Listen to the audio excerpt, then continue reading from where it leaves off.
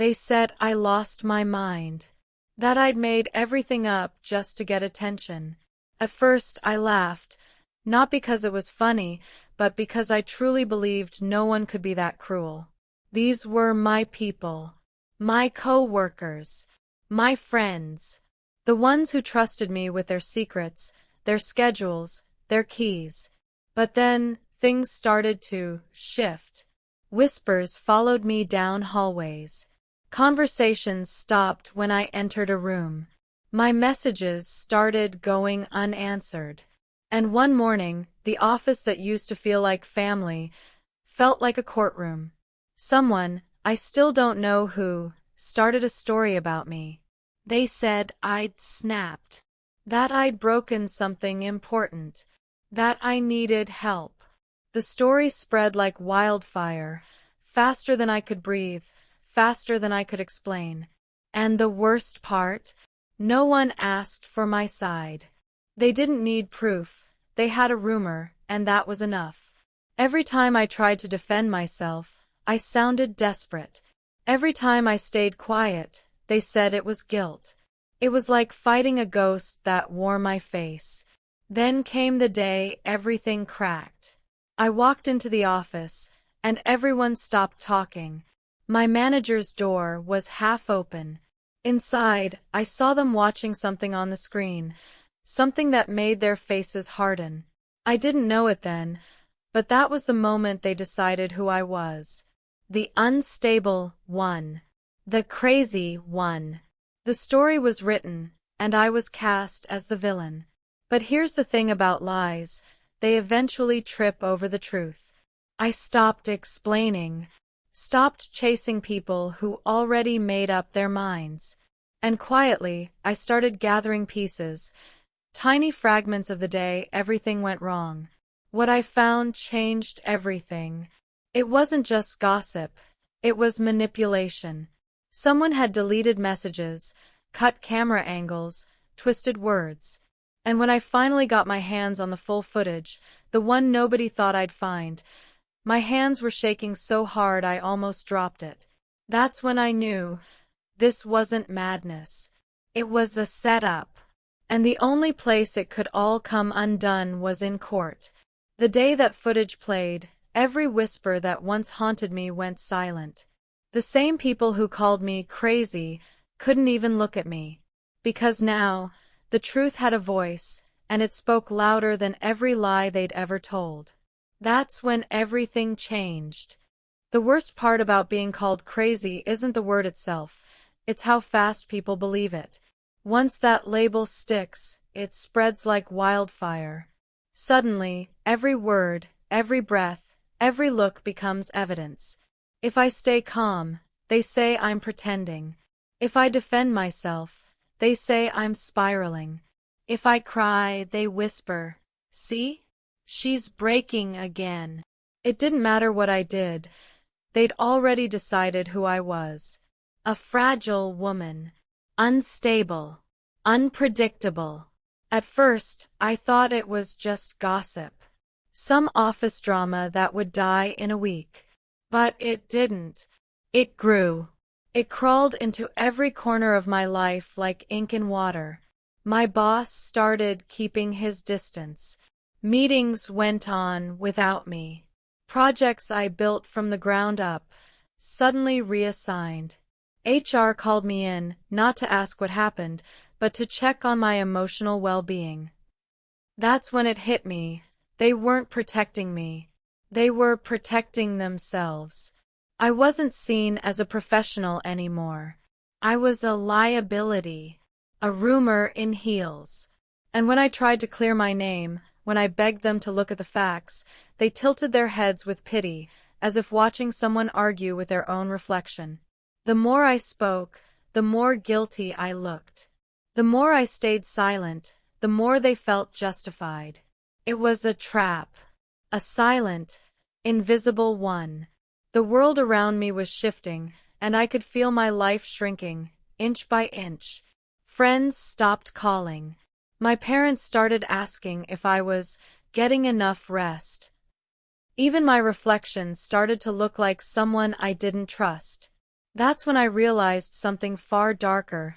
This wasn't just about my reputation. They were trying to erase me. Every whisper, every raised eyebrow, every fake smile, it was all part of the same quiet execution. They weren't just questioning my sanity, they were rewriting my story. And if I didn't find a way to prove the truth soon, I wasn't just going to lose my job, I was going to lose my freedom. Because once people decide you're crazy, they stop listening to what you say and start deciding what you meant. And every time I heard someone whisper, "Poor thing," a small part of me, the confident, steady part, disappeared.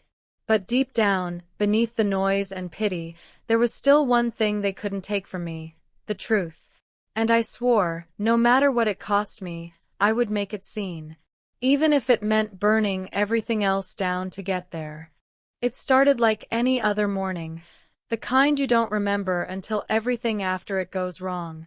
Coffee warming my hand, laptop bag digging into my shoulder, the familiar hum of keyboards and quiet conversations filling the hallway. Deadlines, emails, someone laughing about who forgot to clock in, just another ordinary day in a building I once trusted. Nothing felt strange. Nothing felt off. Not yet. But when I walked past the conference room, the air shifted. 3 people sat inside, all looking straight at me. Not a normal glance. Not curiosity. A stare. Cold. Studied. The kind that pauses on you like you're a problem they're trying to solve. My steps slowed without meaning to. I checked my shirt, my hair, wondering if something was wrong with me. But the only thing wrong was the way they didn't look away. By the time I reached my desk, something in the room felt heavier. The kind of heaviness you can't see, only feel pressing against your ribs. Then I noticed it. My folders, gone. My files, wiped clean. The report I'd spent weeks perfecting, vanished from the shared drive. And then I heard it. Not loud. Not clear. Just a whisper from 2 desks away. "Did you hear?" She deleted everything. For a second, my brain refused to process it. I actually laughed under my breath. A glitch, I thought. Maybe IT was running updates. Maybe the drive crashed. But by noon, it wasn't a missing report problem anymore. It had a name. And the name was mine. Someone claimed I'd snapped. That I'd thrown my keyboard across the room. That I'd slammed doors, cursed at people, stormed out like I was in the middle of a nervous breakdown. A meltdown. That's what they called it. A meltdown I didn't even know I was having, because I wasn't in the building that day. But once a rumor grows legs, it doesn't matter where you actually were. It only matters where people say you were. Whispers followed me like shadows. Monitors dimmed when I walked by. A manager looked straight at me, then pretended he suddenly remembered a very urgent email and disappeared into his office. I kept asking everyone the same questions. Who saw it? Who reported it? Who said I was here yesterday? But every answer was the same. A shrug. A deflection. A look that said, "Be careful, she might break again."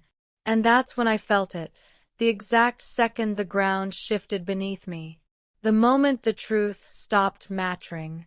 People weren't reacting to facts anymore. They were reacting to a story someone had already written.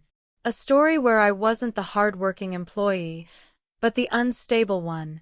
The unpredictable one. The villain. And the scariest part? No matter what I said, no matter how calmly I tried to explain, the story kept growing stronger, and I kept disappearing inside it. I used to be the one everyone trusted. The dependable one. The safe pair of hands. I stayed late when others went home. Fixed last-minute mistakes no one else wanted to touch. Remembered every birthday, every small detail that made people feel seen. I built my reputation on reliability, the kind that doesn't need defending. If something broke, I fixed it. If someone panicked, I stayed calm. And for years, that was enough. Until the day it wasn't. Because all it takes is one lie.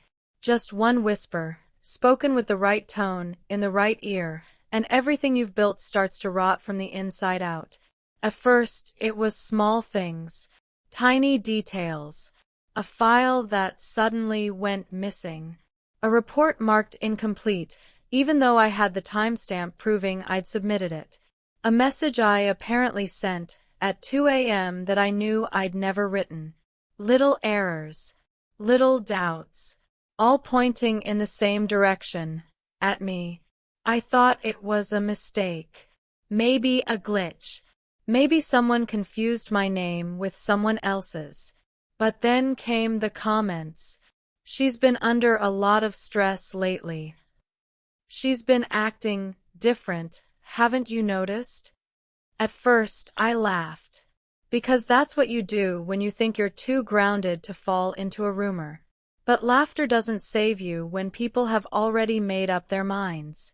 I tried explaining, calmly, rationally, like I always did. But every word I spoke felt like I was digging myself deeper. Every time I defended myself, I could see the pity in their eyes harden into doubt. Maybe you should take some time off, someone said softly. Not out of concern, out of fear. That's how it starts, not with a dramatic explosion, but with a slow, silent shift. One by one, people begin to look at you differently. The tone changes. The warmth disappears. A friend stops replying.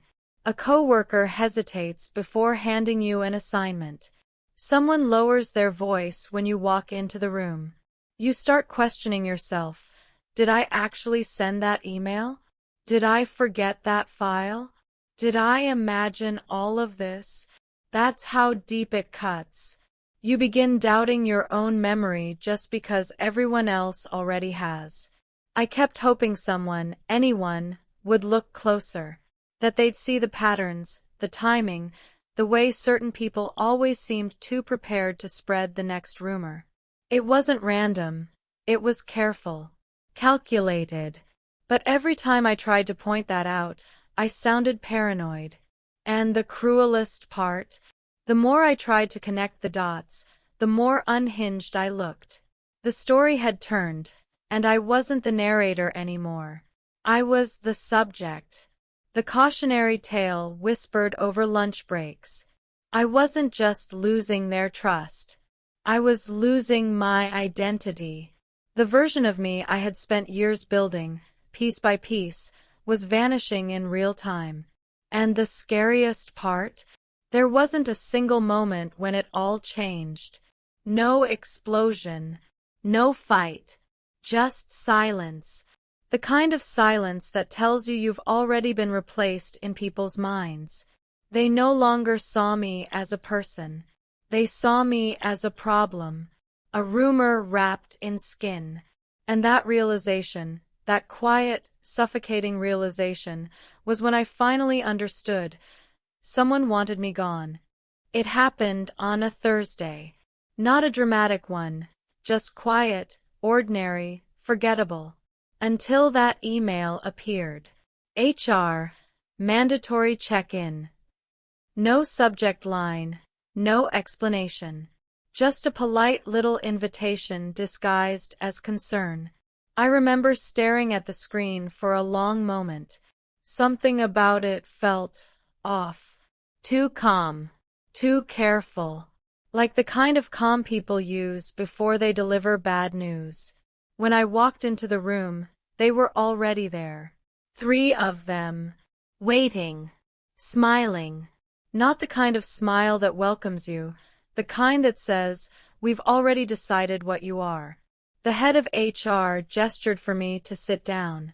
Her voice was syrupy soft, like she was talking to a child who'd wandered into traffic. "This isn't disciplinary," she said. "We're just concerned." There it was again. That word.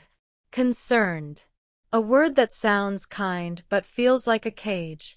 Because when people say they're concerned about you, they don't mean they want to understand. They mean they've already stopped listening. I asked what this was really about. They exchanged glances, the silent choreography of people pretending they care. They mentioned incidents, erratic behavior, reports from colleagues, reports I'd never seen, stories I didn't recognize. I asked to read them. They said they were confidential. I asked who wrote them. They said it didn't matter. I asked what I supposedly did. They smiled tighter and said, "This isn't about blame. It's about your well-being." Every answer was another brick in a wall I couldn't climb. I could feel it, the slow, suffocating realization that truth had no seat in that room. They didn't call me in to talk. They called me in to remove me. Then came the verdict, wrapped in concern. "We've decided to place you on temporary leave. For your own good. For my own good." That phrase hit harder than anything else. Because it meant I was no longer a person. I was a problem to be quietly solved. Something in me broke then, but not in the way they expected. I didn't cry. I didn't argue. I didn't beg them to believe me. I just went still. Completely, utterly still. Because for the first time, I finally saw the game for what it was.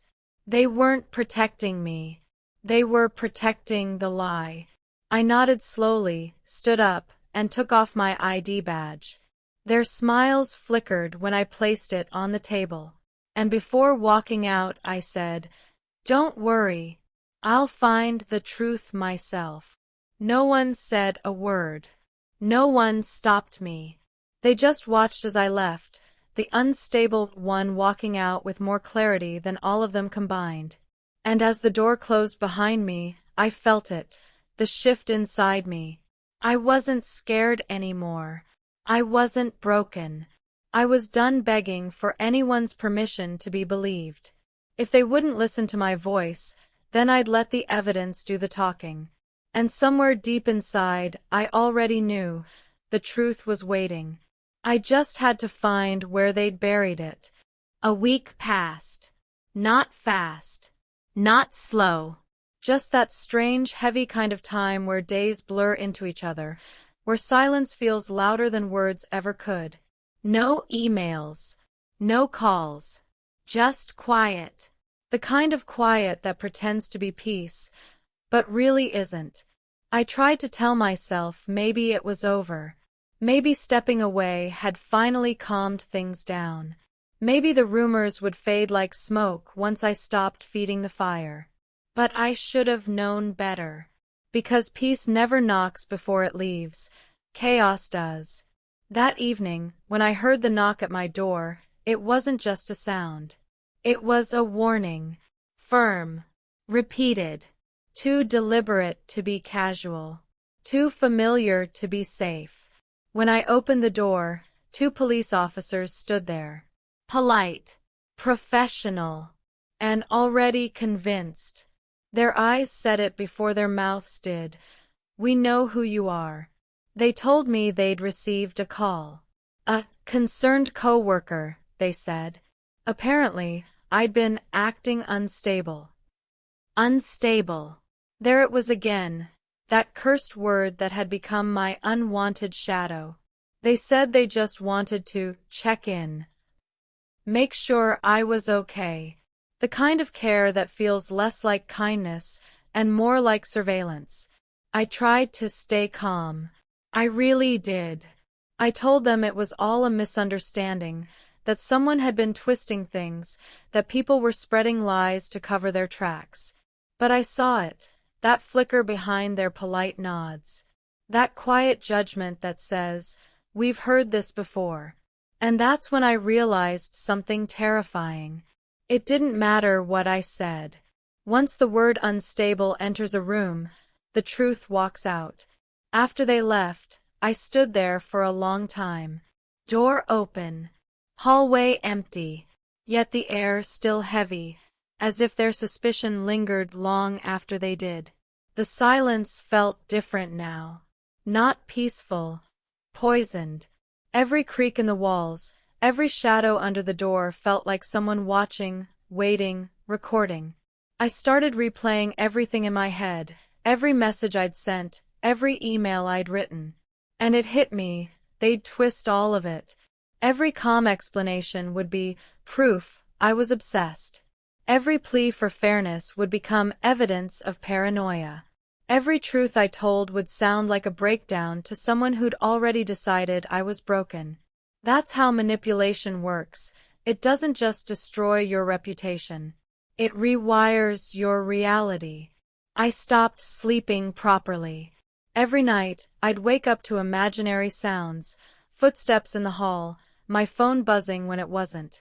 My reflection started to look unfamiliar. Tired eyes, trembling hands, a face constantly listening for danger. And in those moments of half-darkness, I realized something even darker. They weren't trying to ruin my life. They were trying to rewrite my sanity. And the worst part? It was working. Because when everyone calls you crazy long enough, you start to wonder if maybe they're right. It happened by accident.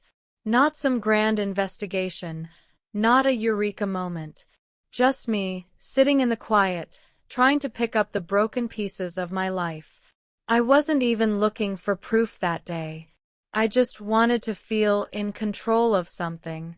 So I started cleaning my inbox, deleting old emails, clearing folders, sorting through memories that no longer belonged anywhere.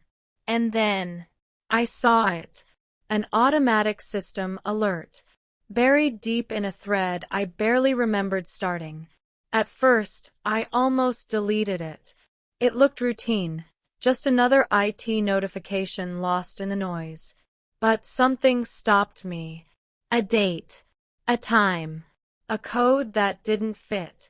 It was from the night of the so-called incident. The night they said I'd lost control. The night my world started to collapse. At first glance, it was nothing. A timestamp, a line of code, an ID number. But then I looked closer, and my stomach dropped. The ID didn't belong to me. It looked like mine, my name, my department, but the access location didn't match. Someone had logged into my account from the office. After hours. My hands went cold. I stared at the screen, rereading the line again and again, hoping I was wrong. But the numbers didn't lie. Someone had been there, using my credentials.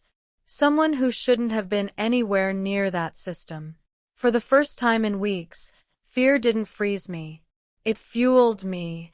I started tracing the trail, each click a step deeper into the truth.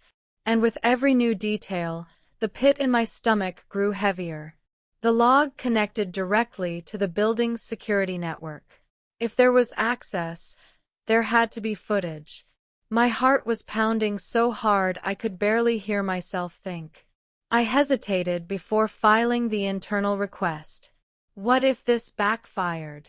What if it somehow made me look even more guilty? But another thought cut through the noise. What if this was it? The one chance to finally be heard. My fingers trembled as I typed the request. Every word felt like walking a tightrope. When I hit submit, I whispered to myself, please, just let the truth exist. Then came the waiting. 2 days of pure silence, each hour stretching like forever. And then, one morning, it arrived. An email. No subject line. No greeting. Just a single link labeled internal use only. I hovered over it for what felt like forever. Part of me wanted to delete it, to pretend none of this was happening. But another part of me, the part that refused to die quietly, clicked. The video began to load. A flicker. A static hum. And then a figure appeared. Someone standing in my office, using my badge, touching my desk. And with a few casual clicks, they deleted the files. Not me. Them. I froze. I couldn't breathe. Every rumor, every whispered insult, every doubt, all of it shattered in a single frame. For a long moment, I just stared at the screen. The glow lit up my face, but I couldn't feel anything. No anger. No relief. Just silence. Then it hit me all at once. The weight of everything they'd stolen from me, and the power of the truth sitting right in front of me. The proof wasn't just real, it was undeniable. And for the first time, I wasn't the victim in their story anymore. I was the one holding the ending. And this time, the truth was going to speak for itself.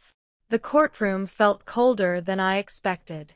Not the kind of cold that chills your skin, the kind that sinks deeper. Into your bones.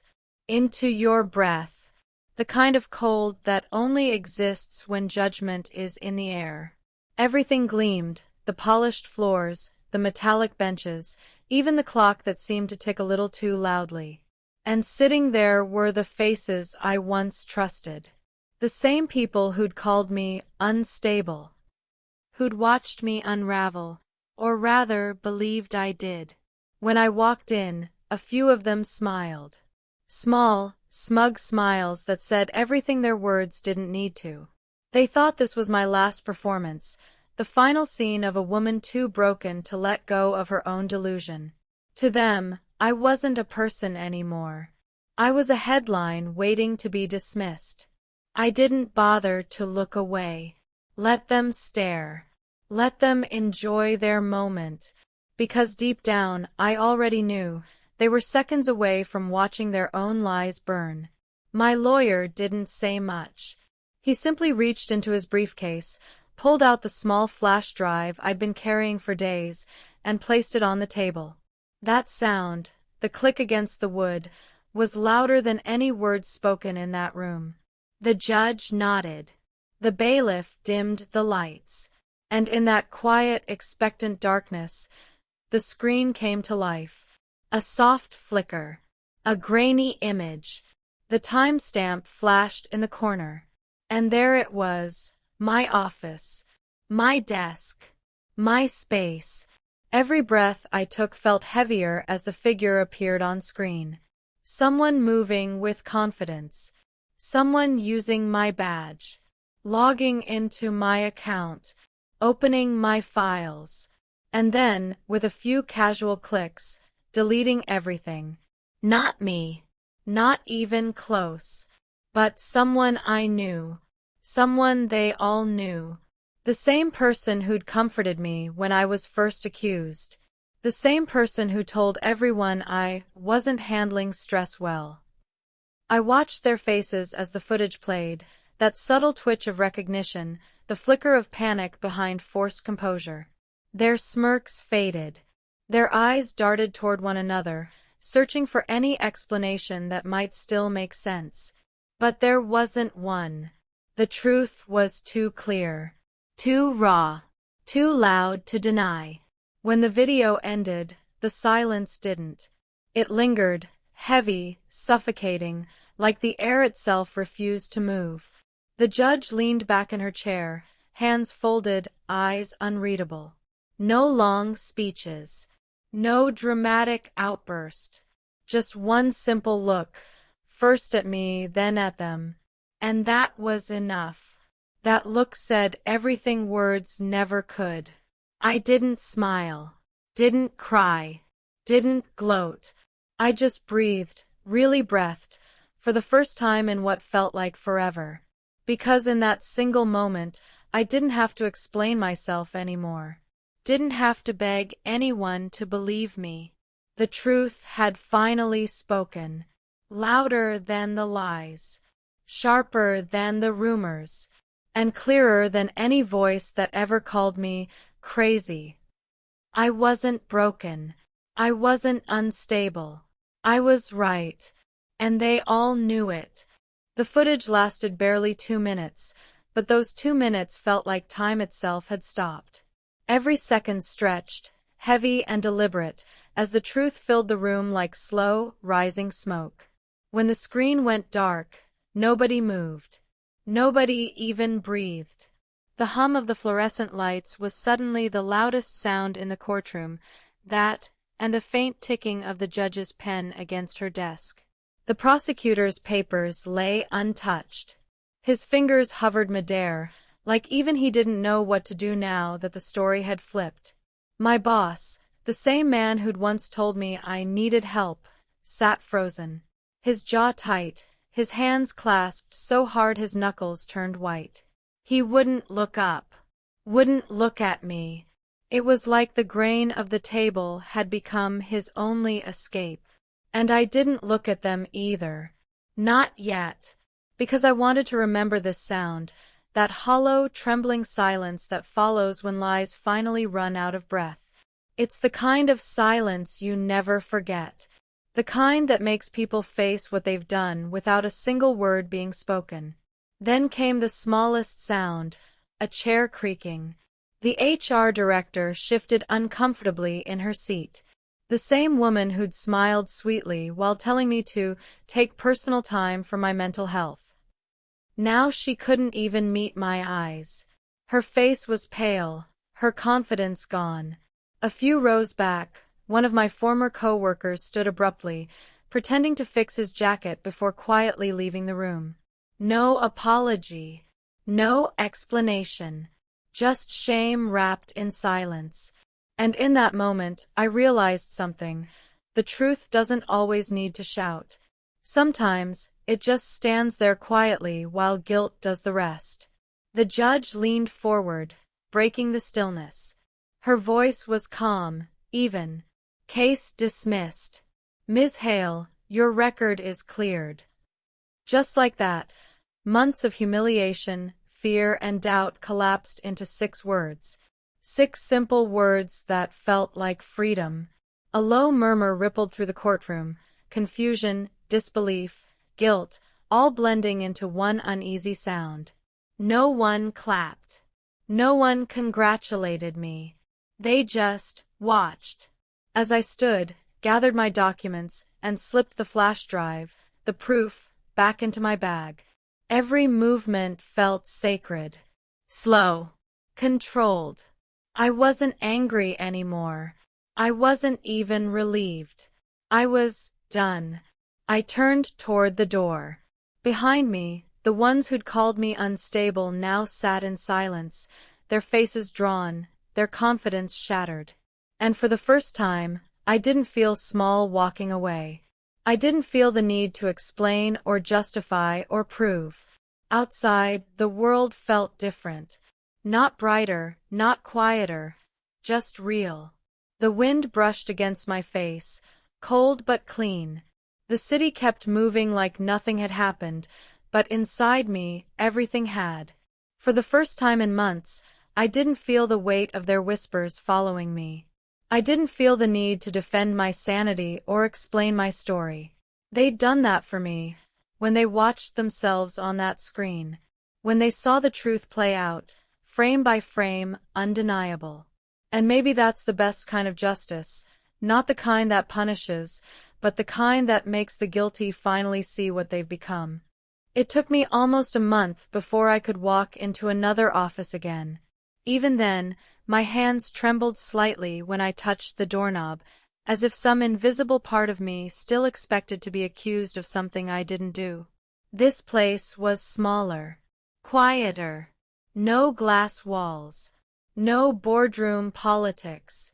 Just the soft hum of computers and the faint scent of coffee that didn't come with gossip. People here greeted me with simple smiles. Not pity. Not curiosity. Just normal. And after everything, normal felt like a miracle. On my new desk sat a few small things, a plant I almost forgot to water, a notebook, and beside it, a tiny silver flash drive. The same one that once held my entire life. My truth, my freedom. I didn't keep it for revenge. I kept it as a reminder that sometimes proof isn't about winning. It's about surviving the moments when the world calls you crazy for simply knowing what's true. Every afternoon, when sunlight hits it just right, the metal glints, a sharp, brief flicker. Like a heartbeat. like a whisper saying, "You made it." Sometimes I still hear echoes of that courtroom, the shuffle of papers, the gasp when the footage played, the silence that followed. It doesn't haunt me anymore. It fuels me. Because that silence wasn't just disbelief. It was justice finally breathing. I stopped explaining my story after that day. The people who mattered, they saw the video. They saw the truth. The others, they can keep their opinions. I owe them nothing. Now, when someone calls me too intense, I smile. When they joke that I overthink things, I just nod. Because if I hadn't questioned everything, I'd still be living under their version of reality. Peace, I've learned, isn't quiet. It's steady. It's knowing that you were right, and no longer needing to prove it. Every night before I leave, I catch that last streak of sunlight glinting off the flash drive. And I pause, just for a second, to let it remind me, the same proof that once exposed the truth, now represents something far more powerful. Not evidence. Not victory. Freedom. If you've ever been called crazy for telling the truth, you're not alone. If you've ever stood in a room full of people, watched their eyes shift away, their whispers grow louder, while every piece of you screamed, "I know what I saw," then this part is for you. Because the world has a strange way of twisting courage into madness. They call it instability when it's really clarity, when you're the only one brave enough to see what they don't want to. They call it obsession when it's actually the fire that keeps you alive after everyone else gave up. I know that feeling, the loneliness of being right too early, the silence that follows when the truth is too heavy for others to carry. You start to question yourself. You replay every moment, every conversation, every look, wondering if maybe, somehow, they're right. But deep down, there's always that one voice that refuses to die. The one that whispers, "You're not crazy. You're just awake."